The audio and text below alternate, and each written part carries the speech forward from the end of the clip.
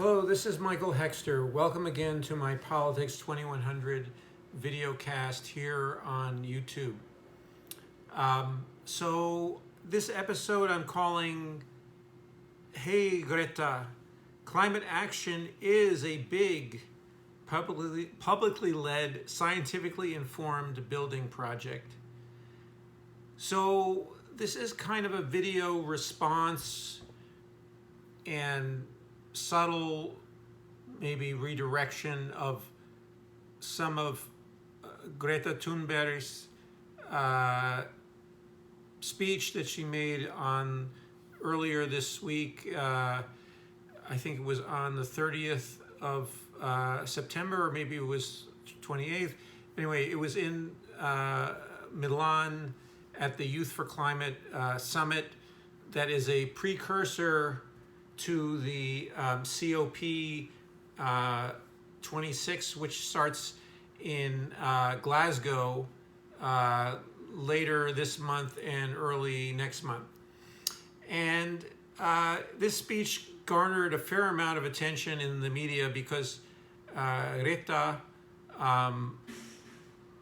talked or used the words blah, blah, blah a fair amount to satirize the rhetoric of political leaders about climate, rightfully. And I think I've supported almost everything that Greta has done, at least through republishing it on Twitter and sending words of encouragement to her, if she gets many words of encouragement. So I'm doubtful it's registered for her, but anyway, but I am a supporter of her activism, and I think she's a great gift to climate action, or her work is a great gift, and she will continue to create much good trouble, I think, for the climate community or for the climate movement. And so I thought her speech, in terms of the tone and the target of the people she was targeting was absolutely appropriate and right on in terms of satirizing what I call soft climate denial, and I've written about that in the past, and I think that that's the stone against which a lot of Greta's activism and the activism of the Fridays for Future movement that she inspired, and also other climate activism, is also working against soft climate denial in many, particularly in nations that are not fossil fuel producing nations, or in the liberal milieus. Our country, the United States, is a fossil fuel producer, and so we have hard climate denial, in fairly strong, a hard climate denial, people who deny that climate change is really anything important at all. And then you have, in soft climate denial, you have leaders who make all kinds of professions that they're concerned about climate change, and they create programs of varying cost or varying efforts involved in it, but they have not at all moved the needle in any shape or form in terms of our overall emissions picture. Certainly, as a group, we're going in the wrong direction still, when we should be going down. Our emissions should be going down at the rate of 5, 6, 7, 8, 9, 10% per year, and they are not. They're not going in that direction at all. And so, anyway, so her satirization by saying blah, blah, blah after she talked as if she were one of the leaders in the first part of her speech. I will link to it in the description box below, and use their rhetoric, and then started it more and more using the words blah, blah, blah to say that this is all rhetoric, this is not anything serious, and what would be serious is action. And so, and one of the, just for relevant to people in the United States, she talked about build back better, blah, blah, blah. And, build back better is is right now actually in events in Washington right now is a key framework for very, very minimal climate action, but it is, if it were passed in its entirety, the budget reconciliation bill, it would be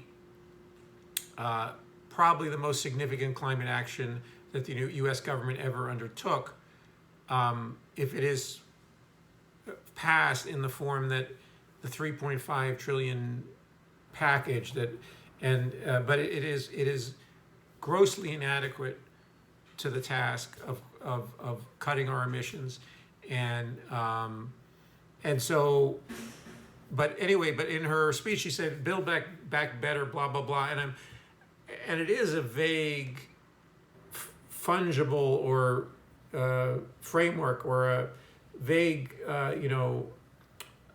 corruptible framework. In other words, build back and better. Back is like, well, are you returning to the status quo?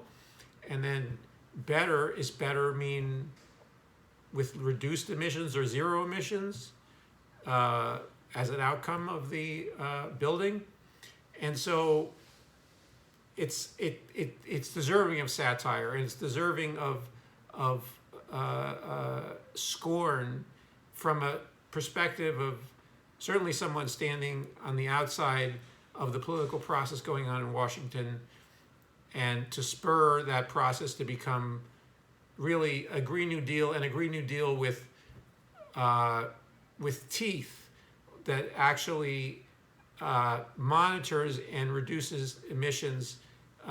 So the teeth being carbon accounting, and with concrete emissions reduction goals, and so which is still, it's a framework, so it could very well become that if it were ever proposed seriously as a piece of legislation with real spending and real projects associated with it. But anyway, so my reaction in a way is she also went on to satirize other, not just Build Back Better, but green jobs, and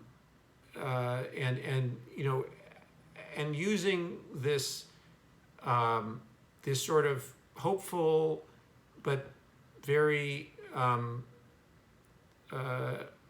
toothless rhetoric of because without real action associated with it, of world leaders. And I think that there is a danger now. There's a little history here in that I know that Greta, she's now an adult, but she's a very young adult, has been following other people in the climate action movement, or critics like Kevin Anderson, who have tended to focus on the idea or the thought that high emitting individuals should cut their emissions as a sort of kind of from a who are the rich people basically, or the rich countries should just, in terms of voluntary action, or their implication is that there's sort of a kind of a choice that people have, and they should really abstain from activities that are high emitting, and how they abstain, whether via taxation, whether via prohibition, it's not clear, but the direction of their critique is saying, for instance, it's now cited often in the climate action community that the top 10% is responsible for 50% of emissions. That's something that should be top of mind. I'm not saying that shouldn't be that the high, that the bottom 90% of the world, and particularly the bottom 60%, is responsible for very, very few of the emissions that occur even now. And so in terms of how they're related to their consumption, related to where they their sort of their carbon footprints, so to speak. But I think that, so there's a history there of, and in her speech, Greta mentioned that we don't have the technologies, she said, to really, the idea of a hopeful technological solution or a hopeful addressing via technological implementation, and what I'm calling building, okay, which includes manufacture and installation and implementation, so that is not sufficient. It's potentially greenwashing. It's potentially not facing the hard reality that we need to simplify our lives. We need to cut out activities that are damaging to the world, activities that require currently certainly huge fossil fuel or intensive fossil fuel use. And so this so there's anyway, what I'm trying to point out is a divide in the community between what I could call prohibitions and injunctions. So there are people in the community, and this is where I think Greta is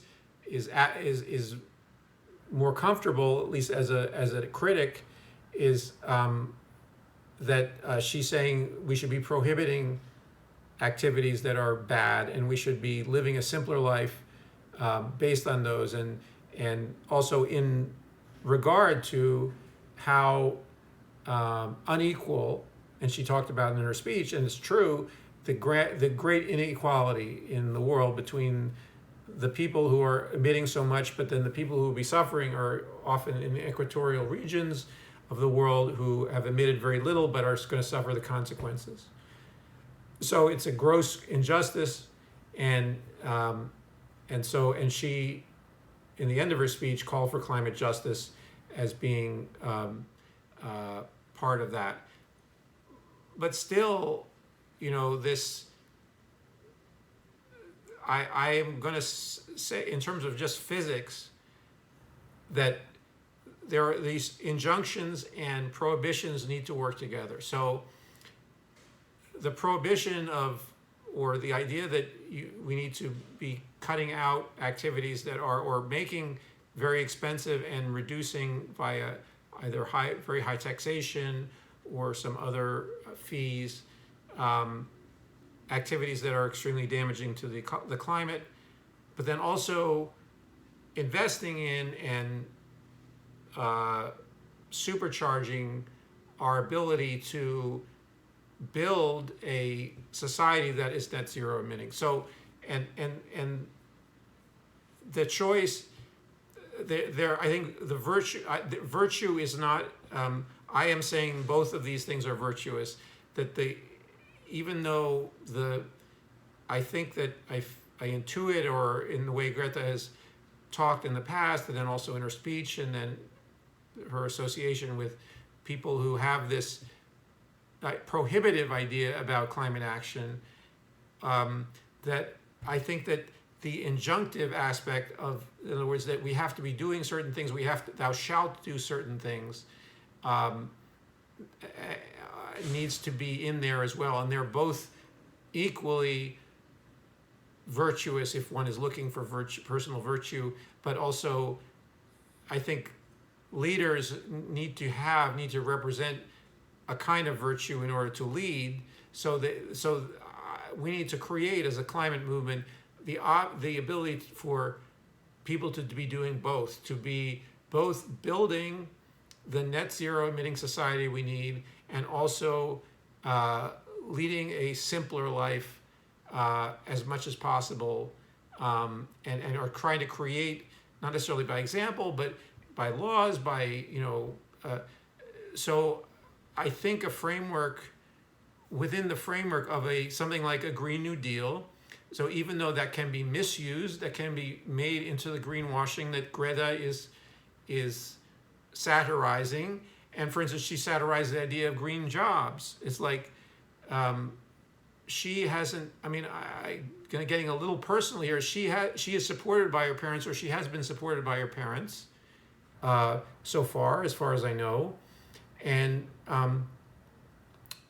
green jobs are must be part of the solution to climate change. In other words, we must give people employment that is working on the solutions. Okay, we must develop those jobs. So it's not simply something to be satirized.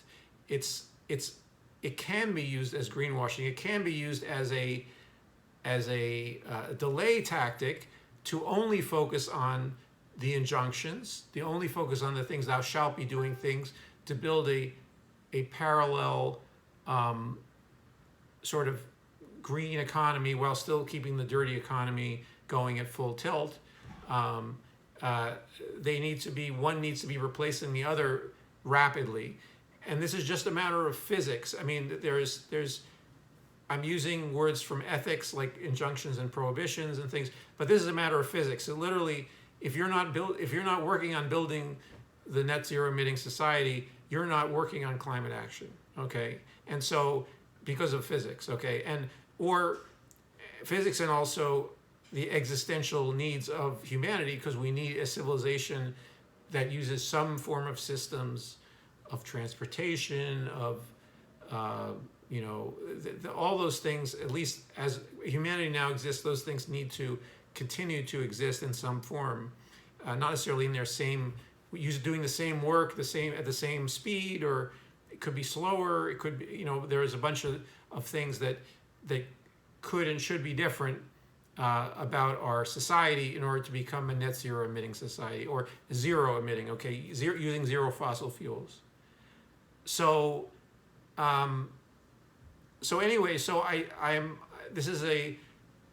I think that there needs to be more pressure on world leaders, and their rhetoric needs to be exposed as greenwashing often, and at the same time we need to preserve a positive and hopeful. And Greta is not against hope, and her speech wasn't entirely dismissive and satirical, but I can see some people, young people, or just people in general, latching on to her derisive, slashing critique, and which is deserved, okay, but that we need to be presenting our alternative vision of what are the constructive things. How can we build this net zero emitting society? So that, anyway, I think I've sort of gotten to the general points I'm trying to make here in response to this speech, and which was a good speech, and I'm hopeful of more cutting satire from either her or other people. But we need, as a movement, to create this.